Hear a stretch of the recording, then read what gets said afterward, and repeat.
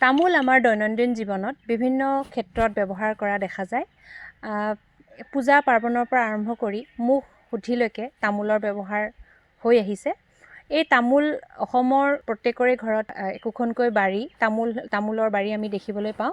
কিন্তু যদিও সকলোৰে বাৰীতে এই তামোল আছে, কিন্তু আমি বৰ বিশেষ যত্ন লোৱা দেখা নাপাওঁ। কোনো ধৰণৰ ইয়াত সাৰ প্ৰয়োগ কৰা দেখা নাযায় বা পানীৰ প্ৰয়োগ কৰা দেখা নাযায়। কিন্তু তাৰ ফলত কি হৈছে, লাহে লাহে মাটিত সাৰৰ অভাৱ হৈ এতিয়া কিছুমান বেমাৰেও দেখা দিবলৈ আৰম্ভ কৰিছে। তাৰে ভিতৰত গেনোডাৰ্মা নামৰ এবিধ বেমাৰ যথেষ্ট পৰিমাণে ওদালগুৰি জিলাত হোৱা দেখা গৈছে। এই গেনোডাৰ্মা বেমাৰ দেখা দিলে এজোপা গছৰ পৰা আন এজোপা গছলৈ মাটিৰ শিপাৰ পৰা ইটো গছৰ শিপালৈ সহজে বিয়পি যায়। আৰু বাৰিষা যেতিয়া বৰষুণ দিয়ে, সেই বৰষুণৰ পানীৰে স্প্লিটিং হয়, অৰ্থাৎ পানী ছিটিকনিত বিয়পি যোৱা দেখা যায়।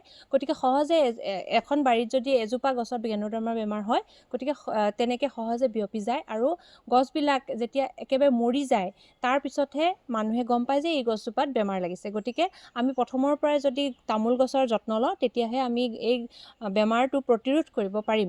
গেনোডাৰ্মাৰ লক্ষণসমূহ এনেধৰণৰ: গছজোপাত প্ৰথমতে বাহিৰৰ চক্ৰৰ যিখিনি পাত, সেইবোৰ হালধীয়া পৰি শুকাই আহিব আৰু লাহে লাহে সেইবোৰ পাতবোৰ ওলমি গোটেই পাতবোৰ শুকাই গছজোপা মৰি যাব। আৰু আমি যদি গছৰ শিপাত বা গুৰিত চাওঁ, তাতে কিছুমান কাঠফুলা সদৃশ বস্তু ওলাই থাকিব আৰু তেতিয়ালৈ সেই গছজোপা ইতিমধ্যে মৰি শেষ হৈ যায়। গতিকে সেই গছজোপা আমি উঘালি তাৰ পৰা আঁতৰাই পেলাব লাগে, আৰু নাইবা সেই গছৰ পৰা যাতে অন্য গছলৈ বিয়পি নাযায়, তাৰ কাৰণে আমি তাক অন্য গছৰ পৰা পৃথক কৰিব লাগে। পৃথক কৰিবৰ কাৰণে আমি 2 ফুট বা 3 ফুট দূৰত্বত একদম গভীৰ নলা খান্দি সেই গছজোপাক অন্য গছৰ পৰা আঁতৰাই দিব লাগে। তাৰপিছত সেই গাঁতটোত আমি হেক্সাকনাজল বা ফাংগিচাইড বা চূণ এনেকুৱা ধৰণৰ বস্তু আমি প্ৰয়োগ কৰিব লাগে। তাৰোপৰি আমি কুপচা বেমাৰটো দেখা পাওঁ। এতিয়া গেনোডাৰ্মা বেমাৰ 10 বছৰৰ ওপৰৰ গছত হোৱা দেখা যায়। ঠিক তেনেদৰে কুপচা বেমাৰটো আকৌ সৰু গছতহে, অৰ্থাৎ 10 বছৰ তলৰ গছতহে হোৱা দেখা যায়।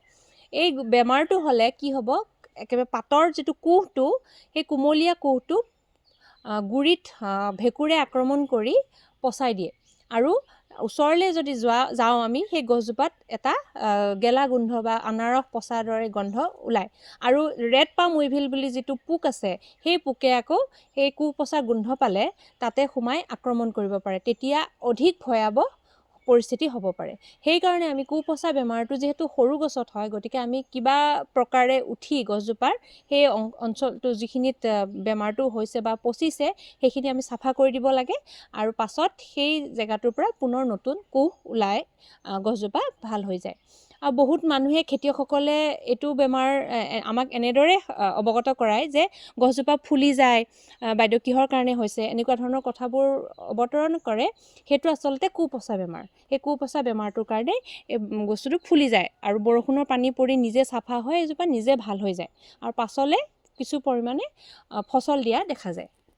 তাৰোপৰি আমি কিছুমান বিসংগতিও দেখোঁ তামোলত, যেনে ধৰক তামোলবোৰ ফাটি পৰি যায়। এইটো নাট স্প্লিটিং বুলি কয়। সেইটো কিহৰ কাৰণে হয়, যেতিয়া বহুত দীঘলীয়াকৈ খৰাং অৱস্থা হয়, তাৰপিছত হঠাতে বহুত দিন বৰষুণ দিয়ে আৰু গছৰ গুৰিত পানী জমা হয়, তেতিয়াই ফলবোৰ ফাটি যাব পাৰে বা কেতিয়াবা বৰণৰ অভাৱ হ'লেও হ'ব পাৰে।